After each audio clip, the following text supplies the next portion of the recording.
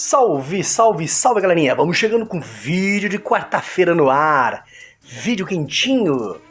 Mas pra você que não me conhece, eu sou o Radamés do canal Contos e Relatos Assombrosos. Se inscreva no canal, ative o sininho para você não perder as nossas notificações. Assista até o final dos nossos vídeos. Se você gostar, já vem com super like, o seu joinha. Compartilhe com seus amigos e não deixe de comentar no final do vídeo. Eu quero mandar um grande salve a todos os meus inscritos e o salve prometido que era para hoje, vamos deixar para sexta-feira, que já é virada de ano. Já o primeiro ano do ano vou estar dando aqui um grande salve a todos vocês, mas sem mais delongas.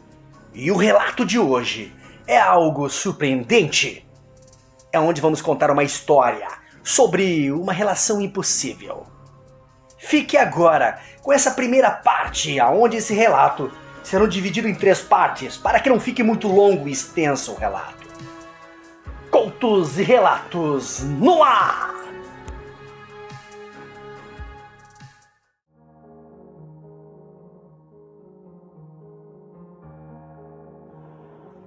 Olá, me chamo Paulo, tenho 35 anos, mas o ocorrido... Na época do acontecido, eu tinha 28 anos. Esse relato que lhes vou revelar ocorreu numa pequena cidade de Minas Gerais. Em novembro de 2013, estava passando por umas situações bem complicadas que me estressavam muito. E por esse motivo, resolvi passar um tempo na casa da minha tia, que fica em Minas Gerais. Quando cheguei à casa da minha tia, fui muito bem recebida pela minha prima, com uma festinha para me animar. Ela preparou uns bons aperitivos, algumas bebidas, e chamou uns amigos para que eu os conhecesse. Foi muito bom essa surpresa e conhecer seus amigos. Nessa noite conheci Adam, um homem loiro, alto, atlético, com músculos definidos, olhos de um castanho mel e um sorriso encantador. Conversamos muito. Tínhamos vários gostos em comum, livros, filmes, séries, músicas, cantores e atores e etc. Muitas coisas se fechavam. Ele foi bem cordial, amável e compreensível em entender o que estava passando comigo naquela época. Me convidou para dar uma volta e me mostrar a cidade e prontamente eu aceitei. E saímos. Fomos algumas pessoas que estavam nessa festinha, começaram a andar na praça. Saímos para dar uma caminhada com alguma daquelas pessoas. E lá na praça ele me falou muito sobre ele, algumas pessoas de sua família, seus sonhos e planos. Já era quase 1 da manhã quando meu celular tocou. Era minha prima perguntando se eu voltaria para casa. Estávamos tão envolvido em nossos assuntos que não vimos a hora e nem que as pessoas já tinham nos deixado. Nisso ele disse, te levo em casa, embora. E ao chegar na casa da minha tia, disse que me pegaria no outro dia às 9 horas para me levar para passear no sítio do avô dele, que estava à venda e que lá era muito lindo e eu gostaria de conhecer. Entrei, tomei um banho e quando deitei, minha prima perguntou se eu estava bem. E eu disse que sim, que o Adam viria me buscar para passear no dia seguinte com ele, conhecendo o sítio e passear pela cidade. No outro dia, às 9 horas da manhã, estava lá o carro buzinando em frente da casa da minha prima. Logo partimos para o sítio. Chegando lá, fomos andar a cavalo e fomos até uma cachoeira linda. E lá conheciam alguns amigos e primos do Adam. Alguns foram muito receptivos, outros me olharam com desprezo e indiferença. Os que foram rudes chamou o Adam e foram mais distantes, mas dava para perceber que no fundo era uma discussão. Então depois de um tempo ele voltou e disse que iríamos embora. E falou independente do que ouça ou veja, não dá importância. Saímos com os cavalos e no caminho eu me senti pouco mal com aquela situação e ele me disse para não ficar assim, que não era nada pessoal. Quando chegamos no sítio, ele tirou a sela dos cavalos, fomos lavar as mãos e eu estava encostada na parede quando ele veio e me beijou. Ficamos e foi uma tarde bem extravasante. Para ambos, não esperava e nem tinha passado pela minha cabeça que algo pudesse rolar entre nós. Ficamos juntos todos os dias e no dia 16 de dezembro, ele veio até a casa da minha tia às 7 da manhã, bem cedo. Como uma expressão de tristeza, me abraçou e disse: "Não me questione. Não tente entender o que se passa. Só me diz que vai ser compreensível e fazer de acordo com o que eu escrevi, ok? Não duvide dos meus sentimentos, por você nem porque estou fazendo isso." Ele me entregou uma pequena caixa de sapatos e uma carta. Disse: "Leia e assim que eu sair, por favor, só aceite." E ele pediu para que eu lesse aquela carta somente quando ele saísse. Então eu, sem entender ele se foi. Entrei, sentei na cama e abri a carta. Resumirei aqui um pouco da carta. "Nunca duvide do meu sentimento e do que te pedirei. Vou para a fazenda do meu avô a 3 cidades daqui. Volto daqui a 9 dias. Caso eu não volte neste período, apenas te peço, arrume suas coisas e volte com segurança para sua cidade. Dentro da caixa há uma grande soma em dinheiro, um cartão e de um grande amigo que te levará em segurança até sua casa. Não confie em ninguém. Peça a sua tia e prima que não dê informações a nosso respeito. A ninguém. Quando tiver seguro, vou te procurar. Confia em mim. Te amo." E foi a primeira vez que me disse, e não foi pessoalmente. Abri a caixa e estava cheio de dinheiro, um cartão e um contato, apenas um número e um celular e alguns chips novos. Então se passaram 7 dias e nenhuma notícia, nem mensagem, nada. Então na manhã seguinte, ouvimos buzinas na frente da casa da minha tia. E lá estavam 2 homens no portão da minha tia perguntando por mim. Então eu vendo aquilo, logo eu saí para ver o que era. Eles vestiam-se muito bem, falavam educadamente, pareciam advogados. Eles disseram que o Sr. Adam tinha sofrido um acidente e estava gravemente ferido. E que entre delírios e desmaios, e em momentos de lucidez chamava pelo meu nome e pediu para que viessem me buscar. Mas numa fração de segundos me recordei do que disse na carta. Não confie em ninguém. Então saiu mais alto que eu queria dizer que eu já estava arrumando minhas coisas e que encontraria um dos meus primos para me levar e que o mesmo estaria chegando em breve. Eles disseram calmamente que poderiam me levar sem problema algum, fazendo assim o gosto do Sr. Adam. E eu mais uma vez repliquei respondendo que não haveria necessidade, então logo eu dispensei. Eles se despediram, entraram no carro e foram embora. Assim que entrei, arrumei minhas coisas e mais uma vez pedi sigilo total às minhas parentes. Peguei o cartão que estava na caixa, disquei o número daquele cartão, segundo o amigo de Adam. Logo quando fiz a ligação, uma outra voz do outro lado me atendeu e disse que me pegava em 1 hora. Então 1 hora depois entrava em um carro preto com vidros escuros. O homem na direção se chamava Luiz Henrique, tinha por volta de uns 40 anos, moreno, rosto quadrado, com barba feita, voz potente e firme. Quando saímos da cidade apenas disse assim: "Como você também não tenho notícias e não sei por quanto tempo, não saberemos. E já lhe informo que faremos 4 trocas de carros e antes de pegar a via expressa, daremos umas voltas na quadra da cidade." E assim foi feito.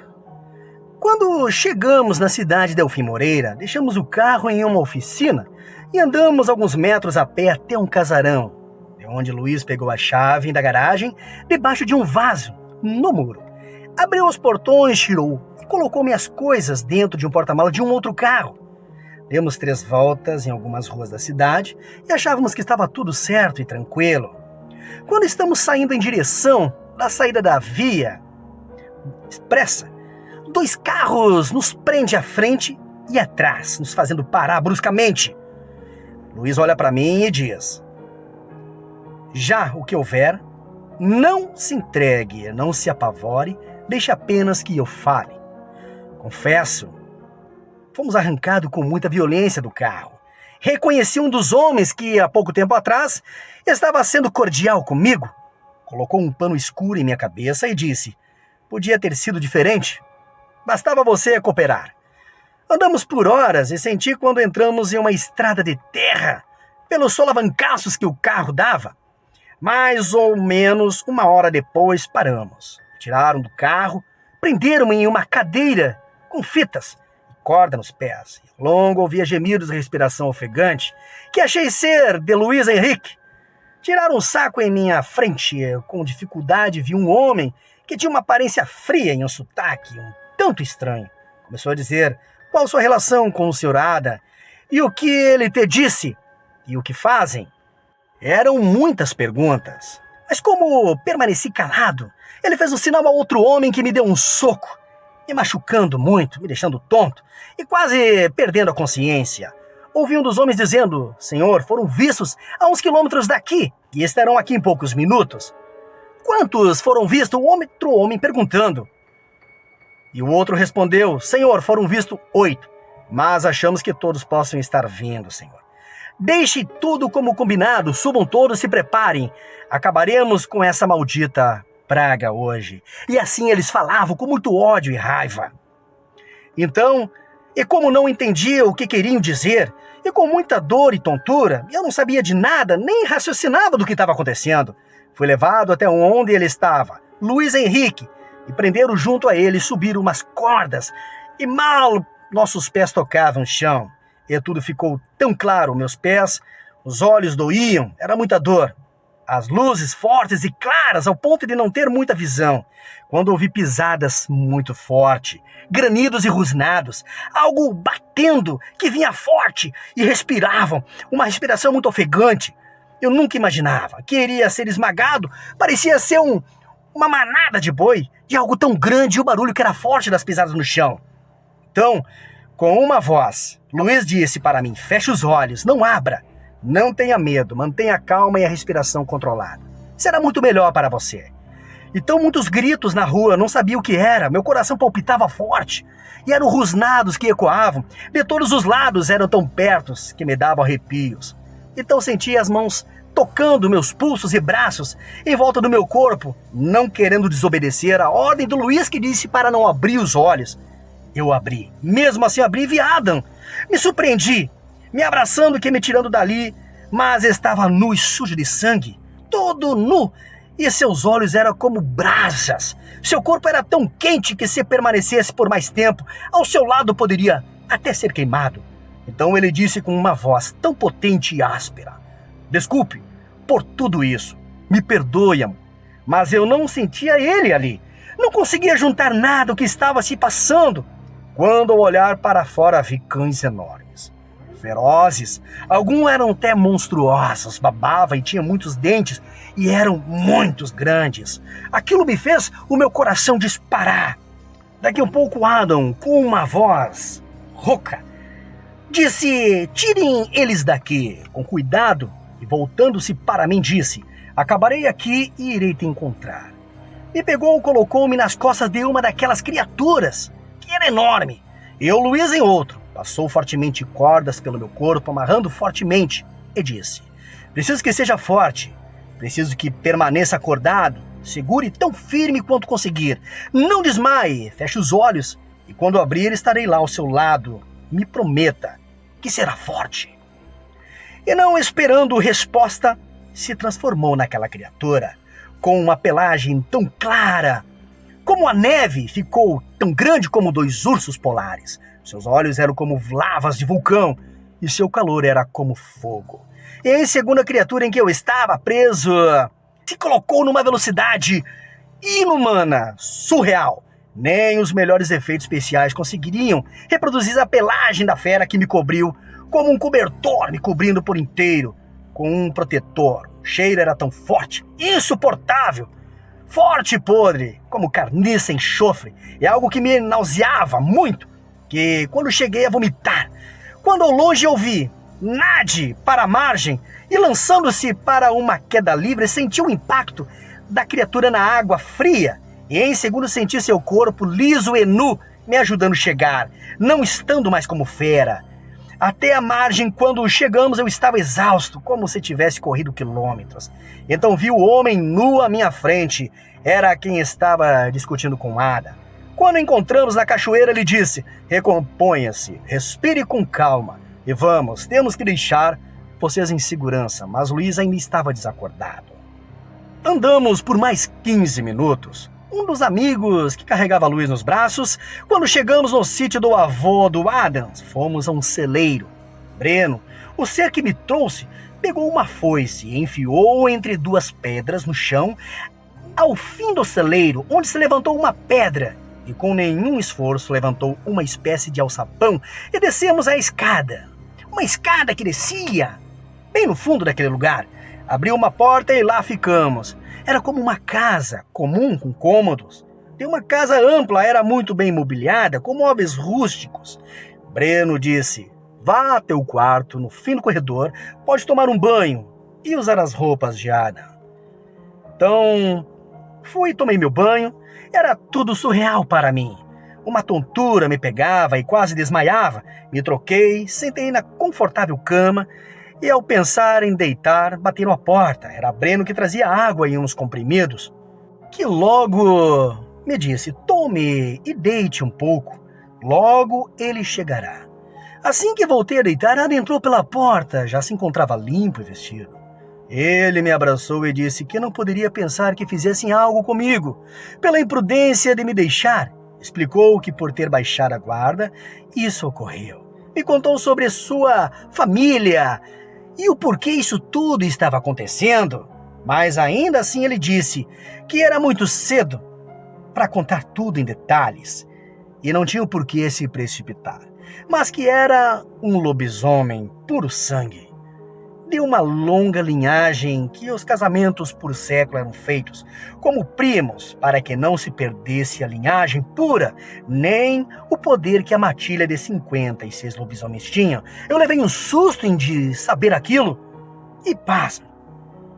Mas fiquei ali. Ele me abraçava e pedia perdão e que se eu não quisesse ficar com ele, que entenderia, porém queria me pôr em segurança. Eu o abracei e disse que, depois disso, como ficaria num mundo onde tudo isso era real, onde coisas vistas em filmes eram verdadeiras. E assim, aquilo ficou na minha cabeça. Nós nos abraçamos e nos beijamos. O que aconteceu no galpão é o que foi dito na sala com os outros. Não posso por aqui, mas friso. Não existe se transformar com arranhado ou mordida. Ambos se acontece com um humano. Morreria brevemente, com uma infecção sem cura, no máximo duraria 3 dias, com dores e delírios alucinantes e infinitas, e muito sofrimento.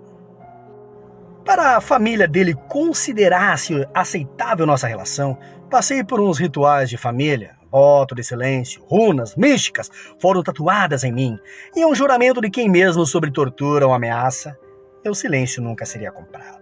Bom, já estamos juntos há 7 anos, moramos nesse momento no interior de São Paulo, mas nesses 7 anos já nos mudamos muito, um ano em cada lugar. E assim nós mantemos a nossa caminhada, nossa jornada.